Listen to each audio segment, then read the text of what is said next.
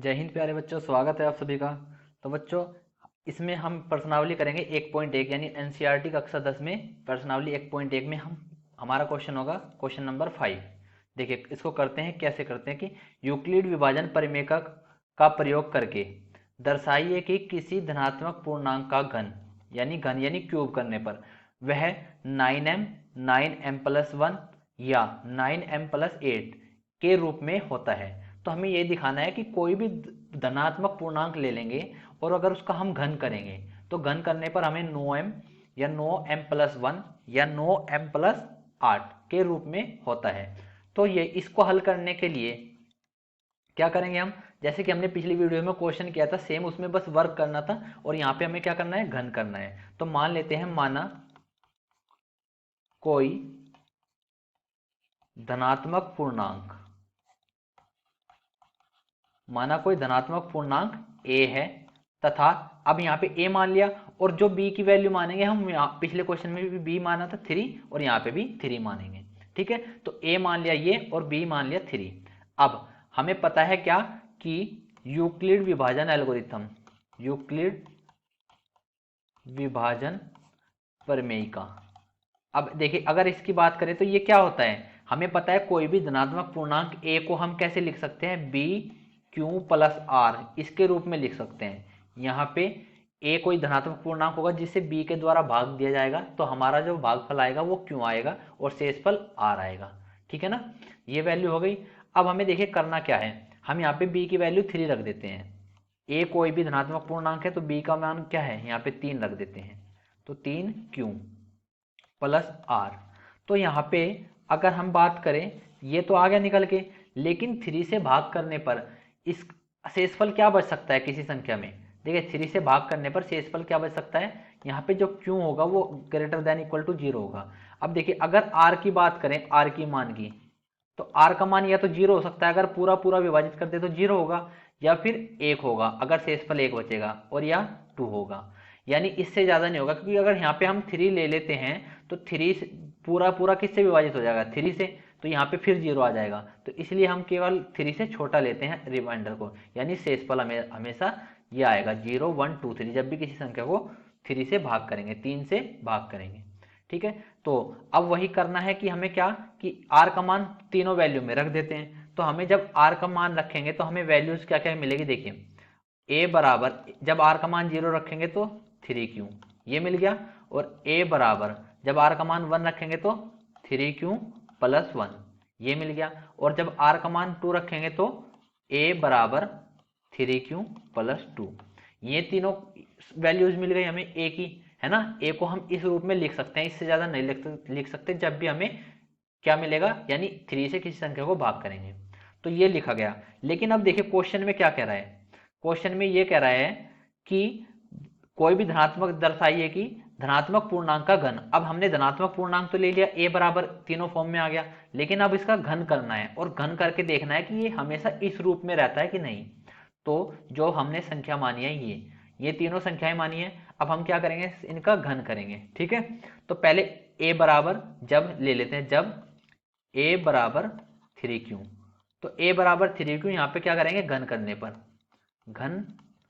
करने पर संख्या a है तो इसका अगर घन करेंगे तो यहाँ पे क्या आएगा, a का घन बराबर 3q का घन। ठीक है, तो a का घन तो यही रहेगा सेम। अब यहाँ पे देखिए 3 का घन आ जाएगा, 3 का घन और q का घन, ये आ गया वैल्यू, है ना। तो इसको हम ऐसे ब्रेक करके लिख सकते हैं क्या, 3 का स्क्वायर इंटू 3, यहाँ पे एक 3 अलग कर लेंगे और q की पावर 3 यानी q की घात 3, ये आ गया। अब हम इसको ये लिख सकते हैं 3 का स्क्वायर कितना, 9 यानी 9 आ जाएगा, और यहाँ पे लिख सकते हैं 3q की पावर 3, ये आ गया। तो अब हमें करना क्या है, इसको इस रूप में लेके आना जो हमें दिखाया गया है यहाँ पे, जो हमने माना है क्या कि 9m या 9m+1 और या 9m+8 इस रूप में होगा। तो हम क्या कर लेते हैं, जो 3q की पावर 3 है इसको हम क्या एक नया अचर पद मान लेते हैं, है ना, नया कांस्टेंट मान लेते हैं। तो यहाँ पे देखिए अगर हम माने तो ये आ जाएगा 9, इसको हम मान लेते हैं k1। ठीक है, जहां 3q का वर्ग बराबर k1 के इक्वल है। तो हमारा जो वैल्यू आएगा a की पावर 3 का यो आ गया 9k1, है ना, समीकरण 1। अब देखिए एक इक्वेशन तो हमारी सोल्व हो गई, क्योंकि हमें क्या कहा था, किसी संख्या का घन करने पर, तो हमने पहला वाला केस देख लिया, घन करके ये आएगा। अब दूसरे केस की अगर हम बात करें, दूसरा केस क्या है हमारा, कि दूसरी वैल्यू है a बराबर 3q प्लस 1, ये है ना। तो इसका भी हम सेम करेंगे, पहले घन करके देखेंगे। तो दोनों घन करने पर क्या हो जाएगा, a का घन करेंगे तो a का घन, और यहाँ पे 3q प्लस 1 का घन। को सोल्व करने के लिए हमारे पास एक सूत्र होता है, क्या कि सूत्र है a प्लस b की घात 3 का, क्या होता है, a की घात 3 plus 3a² b plus 3ab² plus के b की घात 2। ठीक है, यहां तक निकल के आ गया। अब ये सूत्र का हम प्रयोग करेंगे इसे सोल्व करने में, इसे हल करने में। तो यहाँ से आ जाएगा a की घात 3 बराबर, यह आ जाएगा a की जगह तो क्या है, ये मान लेते हैं a है यहाँ पे, है ना, और ये b है, यानी इसके अकॉर्डिंग, फॉर्मूले के अकॉर्डिंग। ये वाला अलग चल रहा है, ठीक है। तो फॉर्मूले के अकॉर्डिंग इसमें चलेंगे, तो यहाँ पे आ जाएगा 3q की घात 3 प्लस, अब देखिए 3a इसका स्क्वायर यानी 3q का स्क्वायर, और इंटू b यानी 1 प्लस, अब क्या करेंगे, 3 साथ में है, a की वैल्यू रखेंगे 3q इंटू b का मान रखेंगे 1 और उसका वर्ग प्लस b यानी 1 का घात 3। ये हो गया। अब इसको हमने ऐसे ओपन कर लिया। अब देखिए जब इसको ऐसे ओपन कर लिया तो यहाँ पे a की घात 3 बराबर आ जाएगा, ये कितना आ जाएगा, 3 की पावर 3 हो जाएगा, है ना।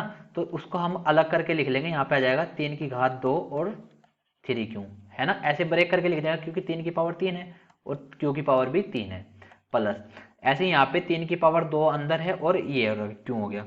तो यहाँ से भी हम क्या करेंगे, 3 की पावर 2 और 3q की पावर 2, ऐसे इसको लिख लेंगे अंदर। ये q की पावर 2 हो जाएगा ना यहाँ से, और 3 की गुना 2 है यहाँ पे 3, इसको यहाँ पे लिख लेंगे, और 3 को साथ में इसके, ठीक है। 1 की गुना करेंगे तो 1 ही आ जाएगा प्लस। अब अगर इसकी बात करें, 3 3 जा 9, यानी 3 की गुना 3 में करेंगे तो 9 आएगा, और यहाँ पे q प्लस 1 का घात 3 करेंगे तो 1 ही आएगा।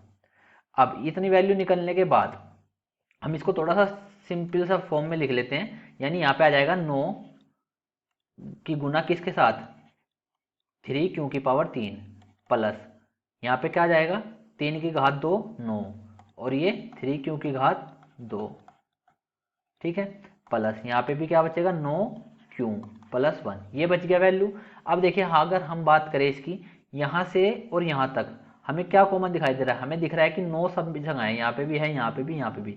तो हम इसमें से 9 कॉमन ले लेते हैं। तो 9 कॉमन लेने के बाद हमारे पास क्या वैल्यू बचेगी, ये बचेगा 3q की घात 3 प्लस 3q की घात 2 प्लस q, और साथ में एक चल ही रहा है प्लस में, ठीक है।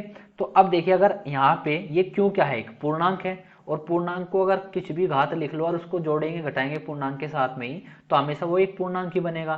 तो इसको हम नया पूर्णांक मान लेते हैं यहाँ पे। तो ये आ जाएगा a की घात 3 बराबर ये 9, और इसको हम मान लेते हैं k1, ठीक है, ये पूरा प्लस 1। हमने क्या माना है, जहाँ k1 तो हमने पहले कर लिया ना, k1 तो कर लिया, ये k2 मान लेते हैं, है ना, जहाँ k2 बराबर कितना है, ये 3q की घात 3 प्लस 3q की घात 2 प्लस q, ये मान लिया। तो अब हमें दूसरी इक्वेशन मिल गई है, यानी घन करने पर हमें इस रूप में मिल गया 9k2 प्लस 1, ऐसे मिल गया। अब देखिए तीसरा केस क्या है हमारे पास, तीसरा केस क्या है, वैल्यू ये a बराबर 3q प्लस 2। तो अब इसको भी लेके चलेंगे, तो हमें दिया है a बराबर 3q प्लस 2, यानी दो केस तो हमने दिखा दिया किस रूप में होते हैं, उन्हें लास्ट में लिख लेंगे एक जगह। लेकिन अब तीसरा केस आता है ये, तो यहाँ पे भी क्या करेंगे, घन करने पर, दोनों ओर का घन करने पर। तो जैसे ही हम घन करेंगे तो हमें मिलेगा a की घात 3 बराबर 3q प्लस 2 की घात 3। अब यहाँ पे फिर से हम सेम फॉर्मूला यूज करेंगे, कौन सा, जो वाला हमने यहाँ पे फॉर्मूला लिखा था, ये वाला फॉर्मूला, क्योंकि दो संख्या है यहाँ पे, इस बार b की जगह क्या है, 2 है, तो इसको लिख देंगे। देखिए अब क्या आ जाएगा, यह आ जाएगा 3q की घात 3 प्लस, ठीक है, 3a स्क्वायर, यानी क्या आ जाएगा, 3q का स्क्वायर, और ये 2 है ना, गुणा में 2 प्लस फिर 3 बी ए की वैल्यू आएगी 3q और बी स्क्वायर यानी 2 का वर्ग, ठीक है, प्लस अब b की घात 3 यानी 2 की घात 3, ये आ गया वैल्यू। अब यहाँ से हमें क्या मिलेगा, देखिए इसको 3 की घात 3 लिख सकते हैं और q की घात 3 प्लस यहाँ से 3 की घात 3, यहाँ पे भी 2 यहाँ पे और 1 यहाँ पे जुड़ जाएगी घात, तो ये आ जाएगा 3 की घात 2 q की घात 2 और यहाँ पे 2 गुना साथ में चल ही रहा है, ठीक है, प्लस अब 3 की गुना 3 में करेंगे तो यानी 3 की गुना 3 में करेंगे तो 9 आ जाएगा और q और यहाँ पे 2 की घात कितनी हो जाएगी 4, ये वैल्यू आ गई, प्लस यहाँ पे 2 की घात 3 कितनी हो जाएगी 8।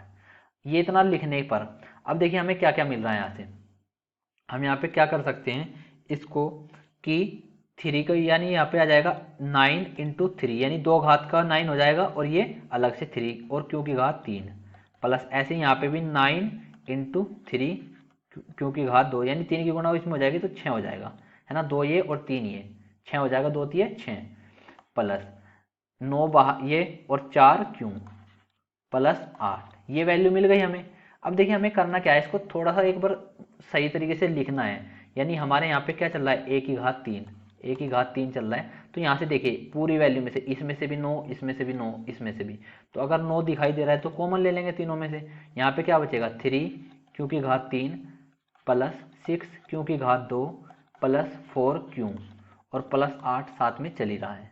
तो अब देखिए यहाँ पे ये क्या है, एक पूर्णांक है ना, क्योंकि q एक पूर्णांक है, 3 6 4 सब पूर्णांक है और अगर पूर्णांकों को वर्ग करके जोड़ेंगे या कुछ भी करेंगे तो वो हमेशा पूर्णांक रहेगा। तो हम यहाँ पे एक नया पूर्णांक मान लेते हैं कि 9k3 प्लस 8, क्या माना है हमने, जहाँ k3 को क्या माना है 3q की घात 3 प्लस 6q की घात 2 प्लस 4q, ये हमने मान लिया यहाँ पे, यानी ये अंदर वाली वैल्यू पूरी k3 मान ली। अब देखिए जो हमें वैल्यूज मिली है, जो हमें वैल्यूज मिली है वो क्या क्या मिली है, एक पहले सोल्व करने पर क्या मिला है 9k1, है ना, तो पहले घन करने पर क्या मिला है a की घात 3 को हमने लिखा है 9k1 और दोबारा सोल्व करने पर मिला है 9k1 प्लस 1 और ये तीसरी बार सोल्व करने पर मिला है a की घात 3 9k3 प्लस 8। तो उसने हमें क्वेश्चन में क्या कहा था कि किसी भी पूर्णांक को घन करने पर हमें वह किस रूप में मिलता है, या तो मिलेगा 9m या मिलेगा 9m प्लस 1 या फिर 9m प्लस 8। देखना ये तीनों ही तो केस बन सकते थे, उसने ये कहा था क्वेश्चन में कि तीनों ही केस तीनों ही रूप में हो सकता है। अब देखिए हमारा पहला वाला वैल्यू क्या इस रूप में है, ये देखिए इससे मैच कर रहा है, दूसरी वाली वैल्यू ये वाली है ना, बीच वाली क्योंकि प्लस 1 है, और तीसरी वाली वैल्यू ये है। तो हमने सभी केस देख लिए कि किसी भी संख्या को यानी धनात्मक पूर्णांक संख्या को अगर हम घन करेंगे तो वो हमेशा इस रूप में लिखे जा सकती है 9m 9m plus 1 9m plus 8, है ना। तो हमने ये क्वेश्चन कंप्लीट कर लिया, यही हमारे क्वेश्चन का कंप्लीट सॉल्यूशन होगा। ठीक है, उम्मीद करता हूँ कि आपको ये अच्छे से समझ में आया होगा। मिलते हैं नेक्स्ट वीडियो में, धन्यवाद।